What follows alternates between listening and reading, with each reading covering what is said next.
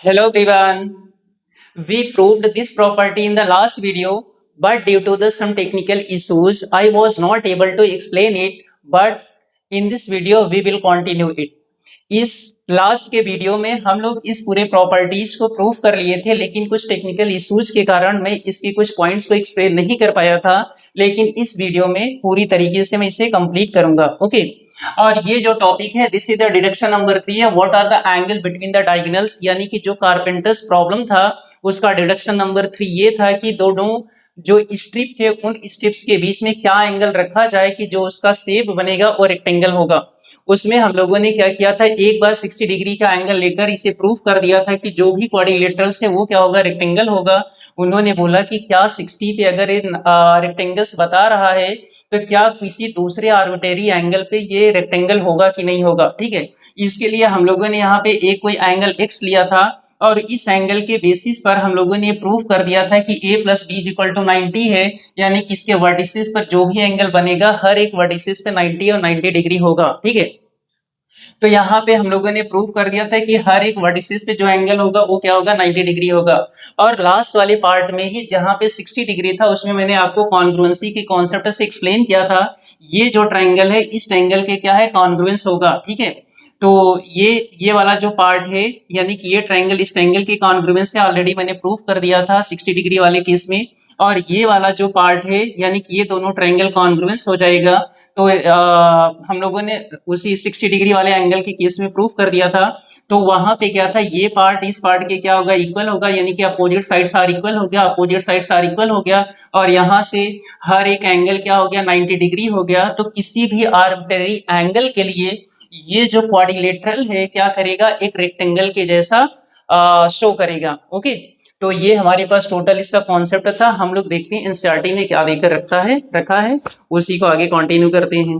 सब लोग page number 88 open करिए। प्रॉपर्टीज 87 पे कंप्लीट हो गई थी, जो प्रूविंग वाला था। 87 देखो, 88 number. Hence, no matter what the angle between the diagonals are, if the diagonals are equal and they bisect each other, then the angles of quadrilateral form are 90 degree and the opposites are equal। ये बोल रहे हैं कि अगर किसी quadrilateral के दोनों diagonals equal हो और वो क्या कर रहे हैं, बाइसेक्ट कर रहे हैं, तो इनके बीच में बनने वाले एंगल का कोई रोल नहीं है। इनके बीच यानी कि डायगोनल्स के बीच में कुछ भी एंगल बनेगा वो हमेशा क्या करेगा, एक रेक्टेंगल्स को शो करेगा। लेकिन उसके साथ कंडीशन ये होगी कि अपोजिट साइड्स क्या होने चाहिए, इक्वल होने चाहिए, और हर एक एंगल क्या होगा, 90 डिग्री होगा। ठीक है, तो टोटल कंक्लूजन ये है कि बोल रहे हैं कि अगर डायगोनल्स आपस में इक्वल है और बाइसेक्ट कर रहे हैं तो उनके बीच में जो एंगल बन रहा है उसका कोई रोल नहीं है। कुछ भी एंगल बनेगा वो हमेशा क्या करेगा, क्वाड्रिलेटरल एक रेक्टेंगल शो करेगा। बट उसके लिए कंडीशन ये भी है कि opposite sides are equal and each and every interior angles are the 90 degree. ठीक है, तो ये हमारे पास है। ठीक, now we know how the wooden steel have to put together to form the vertices of a rectangle, they should be equal or connected at their midpoint। ये बोल रहे हैं कि वुडन स्टीप को किस तरीके से रखा जाए। इन्होंने बताया कि आप वुडन स्टीप को रखने के लिए केवल दो चीजों को ध्यान में रखिए। एक तो ये है कि दे शुड बी इक्वल, यानी कि स्टिप की जो लेंथ है इक्वल होनी चाहिए। दूसरा ये है कि दोनों क्या है, यानी कि फर्स्ट वाले स्टिप का जो मिड पॉइंट है दूसरे वाले स्टिप के मिड पॉइंट से क्या होना चाहिए, इंटरसेक्ट करना चाहिए, यानी कि दोनों के दोनों स्टिप क्या होना चाहिए, बाइसेक्ट करने चाहिए। ठीक है, ये है। फिर उन्होंने कुछ फिगर भी देकर रखा है, यानी कि फिगर 1 2 3 में यहाँ पे जो फिगर देकर रखा है, बोल रहे हैं किसी भी एंगल पर आप रखिए। जब आप किसी भी एंगल पे अगर आप रखते हैं, ठीक है, चाहे आप ऐसे ऐसे रखिए या फिर आप ऐसे और ऐसे रखिए, जब आप इसमें एक रेक्टेंगल यानी कि इसके ऊपर जब आप थ्रेड लगाएंगे तो वो हमेशा क्या बनेगा, एक रेक्टेंगल ही बनेगा। This method is actually use in the practice to make a rectangles, यानी कि इस मेथड का यूज हम लोग किसी भी रेक्टेंगल्स को बनाने के लिए करते हैं। Carpenters in the Europe use this method to get the rectangular frame। ये बोल रहे हैं कि यूरोप के जो कारपेंटर्स हैं इस मेथड का यूज करके रेक्टेंगुलर फ्रेम बनाते हैं। It is also known as the formers in the Mozambique, a country in the Africa, use this method while constructing the house to get the base of the house in the rectangular shape। ये बोल रहे हैं क्या, Africa में एक देश है Mozambique, वहाँ के जो फार्मर्स है इस मेथड का यूज करके अपने घरों के जो यानी कि जो बेस होता है उसे रेक्टेंगुलर फॉर्म में बनाते हैं। ठीक है, ये बोल रहे हैं अफ्रीका में एक देश है मोजाम्बिक, वहाँ के जो फार्मर्स हैं अपने घरों के बेस को रेक्टेंगुलर शेप में बनाने के लिए इस कॉन्सेप्ट का क्या करते हैं, यूज करते हैं। और अब जाकर ये पूरी तरीके से डिडक्शन नंबर 3 कंप्लीट हो गया। ठीक है, अब जाकर यहाँ पे क्या है, डिडक्शन नंबर पूरी तरीके से क्या हो गया, कंप्लीट हो गया। ओके, तो टेक द स्क्रीनशॉट। यहाँ पे हम लोग केवल एक पॉइंट के बारे में, एक दो पॉइंट के बारे में और डिस्कस करते हैं। ठीक है, तो मे भी अब इसे मैं यहाँ से इरेज करता हूँ।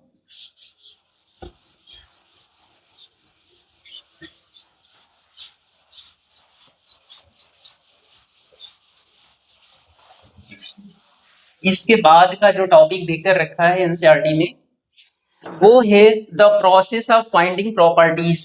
Next topic is the process process of finding properties. ये बोल रहे हैं कि प्रॉपर्टीज को फाइंड आउट करने का प्रोसेस है ना, the process of finding the properties, यानी कि प्रॉपर्टीज को फाइंड करने की ये क्या है, प्रोसेस है। As we have seen from lower grade properties of geometric object such as the parallel lines, angles and triangles can be deduced through the geometrical reasoning. ये बोल रहे हैं कि पिछले क्लासों में हम लोगों ने देखा था कि ज्योमेट्रिकल रीजनिंग का यूज करके हम लोग पैरेलल लाइंस, एंगल्स, ट्रायंगल्स के प्रॉपर्टीज को क्या करते थे, फाइंड करते थे। ठीक है, ये बोल रहे हैं कि पिछले क्लासों में हम लोगों ने देखा था कि जो पैरेलल लाइंस, ट्रायंगल्स और एंगल्स का यूज करके के ज्योमेट्रिकल रीजनिंग का यूज करके हम और दूसरे प्रॉपर्टीज को फाइंड आउट करते हैं। ज्योमेट्रिकल रीजनिंग का मीनिंग ये है कि हम कुछ प्रीवियस कॉन्सेप्ट का यूज करके नए फॉर्मूले या फिर नए प्रॉपर्टीज को फाइंड करते थे। ठीक है, इस तरीके का कॉन्सेप्ट है। We will continue to deduce the properties of special type of quadrilateral in this chapter. इन्होंने बोला कि इस चैप्टर में हम कुछ स्पेशल टाइप ऑफ क्वाड्रिलेटरल के प्रॉपर्टीज को फाइंड करेंगे। राइट, इसमें हम लोग सारे पैराग्राफ को नहीं पढ़ेंगे, जो कुछ इंपॉर्टेंट है थोड़ा बहुत उसी के बारे में देखेंगे, क्योंकि पूरा का पूरा इस पेज पे थ्योरी देकर रखा है। ठीक है, once you have deduced a property of quadrilateral, it is good to verify it with the real world quadrilaterals। ये बोल रहे हैं कि अगर हम किसी भी क्वाड्रिलेटरल के प्रॉपर्टीज को फाइंड करते हैं, डिड्यूस करते हैं, तो वो हम उसे रियल वर्ड क्वाड्रिलेटरल से क्या करेंगे, वेरीफाई करेंगे, तो वो ज्यादा बेटर होगा। ठीक है, ये बोल रहे हैं कि अगर आप कोई भी प्रॉपर्टीज को फाइंड करते हो तो उसे रियल वर्ड क्वाड्रिलेटरल के साथ क्या करोगे, वेरीफाई कराना होगा। Either the quadrilateral constructed on the paper और simply a surface have the shape of the quadrilateral, चाहे तो आप पेपर पे बनाकर या फिर एक्सपेरिमेंट का यूज करके आपको उसे वेरीफाई करना पड़ेगा, तब तो जाकर आप श्योर होगे कि जो मैंने प्रॉपर्टीज पाया है वो क्या है, पूरी तरीके से क्या है, सही है। If you are not able to figure out the property using the deduction, you could experiment by the taking the real world quadrilateral and observing the property through the measurement। ये बोल रहे हैं कि अगर आप डिड्यूस नहीं कर पा रहे, यानी कि प्रॉपर्टी का यूज करके, और आप उसे प्रूफ नहीं कर पा रहे हो, तो आप उसे एक्सपेरिमेंट का यूज करके या फिर मेजरमेंट वाले मेथड से का यूज करके आप उसे क्या करोगे, प्रूफ करोगे कि हाँ जो प्रॉपर्टी है वो क्या है, पूरी तरीके से क्या सही है। बस इस पूरे पैराग्राफ में इसी तरीके के कॉन्सेप्ट देकर रखे हैं। अब हम लोग नेक्स्ट वाले पैराग्राफ पे आ जाते हैं। इन्होंने प्रोसेस टू फाइंडिंग में ये बोला है कि हम किसी भी यानी कि प्रीवियस नॉलेज का यूज करके हम दूसरे प्रॉपर्टी को फाइंड आउट करते हैं, और जब फाइंड आउट कर लेते हैं तो हम उसे प्रूफ करने के लिए या फिर वेरीफाई करने के लिए क्या करते हैं, हम एक्सपेरिमेंट का यूज करते हैं या फिर लॉजिकल रीजनिंग या फिर मेजरमेंट का यूज करके उसे हम हर एक कंडीशन के लिए चेक करते हैं, क्या हर एक कंडीशन के लिए सही है कि नहीं। कुछ इस तरीके का कॉन्सेप्ट है। उसके बाद नेक्स्ट वाले पैराग्राफ पे पेज नंबर 89 पे the carpenters problem shows the rectangles can also be defined follows। ये बोल रहे हैं कि कारपेंटर्स प्रॉब्लम में हम लोगों ने देखा था कि रेक्टेंगल्स को डिफाइन किया गया था। रेक्टेंगल्स को कैसे डिफाइन किया गया था, यानी कि कारपेंटर्स प्रॉब्लम में अपोजिट साइड्स इक्वल होने चाहिए और हर एक एंगल 90 डिग्री होना चाहिए। ये बोल रहे हैं कि the carpenters problem so that the rectangle can also be defined as follows. ये बोल रहे हैं कि रेक्टेंगल्स को हम दूसरे भी तरीके से डिफाइन कर सकते हैं।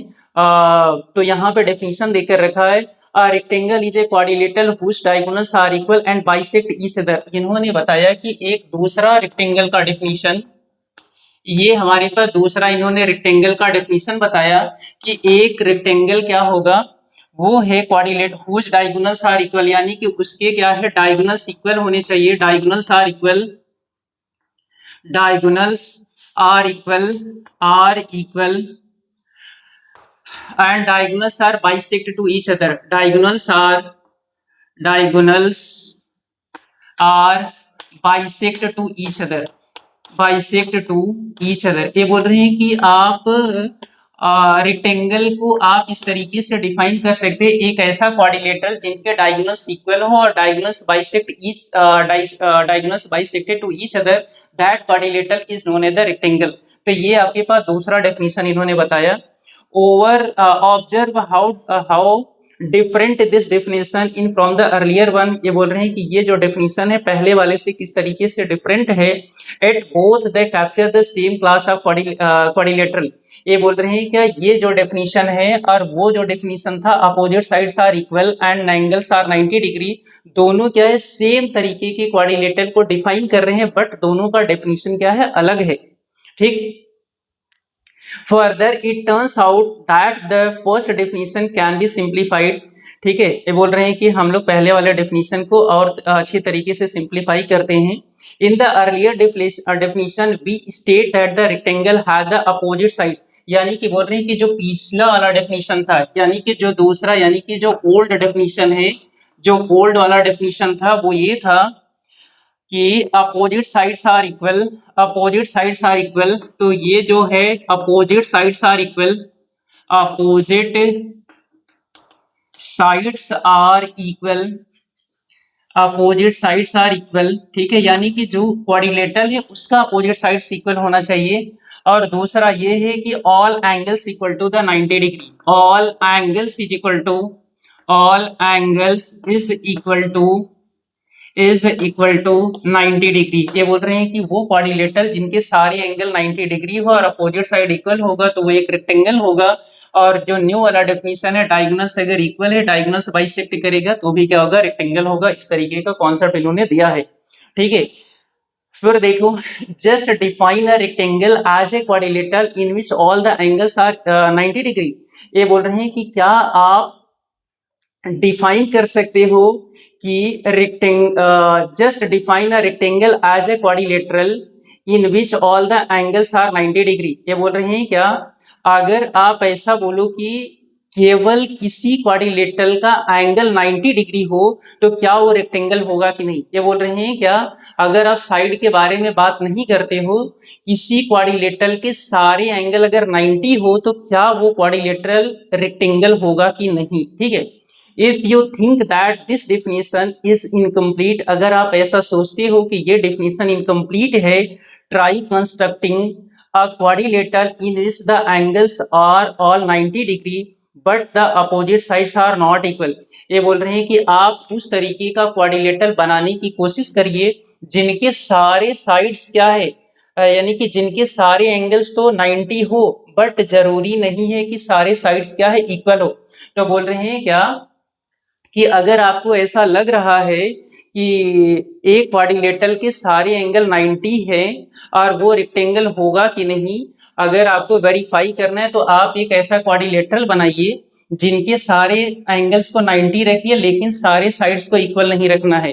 तो क्या आप उस तरीके के क्वाड्रिलेटरल बना सकते हो क्या? अगर बना सकते हो तो क्या वो रेक्टेंगल होगा कि नहीं होगा? एक बार मैं फिर से रिपीट कर रहा हूँ, if you think that this definition is incomplete, अगर आप ऐसा सोचते हो कि डेफिनेशन इनकम्प्लीट है, try constructing a quadrilateral in which all the angles are 90 degree. तो आपको एक ऐसा क्वाड्रिलेटरल बनाना है जिसके एंगल क्या है, 90 हो, but the opposite sides are not equal, लेकिन उसके अपोजिट साइड्स क्या है, इक्वल नहीं होने चाहिए। Are you able to construct such a quadrilateral, तो क्या आप इस तरीके के क्वाड्रिलेटरल्स बना सकते हो? तो let us prove this is impossible. तो ये बोल रहे हैं कि नहीं, हम नहीं बना सकते, क्योंकि अगर आप 90 बनाओगे तो अपोजिट साइड क्या हो जाएगा, इक्वल हो जाएगा। लेकिन आपको इस चीज को प्रूव करना है, ठीक है, तो आपको इस चीज को प्रूव करना है। तो इसके बाद का जो टॉपिक है डिडक्शन नंबर 4 है, ये हमारे पास क्या है, डिडक्शन नंबर 4। डिडक्शन नंबर 4 में इन्होंने इस चीज को एक्सप्लेन किया है, लेकिन आज के वीडियो में बस इतना ही है। तो each and everyone take the screenshot और we will continue this topic from the next video. Okay, thank you.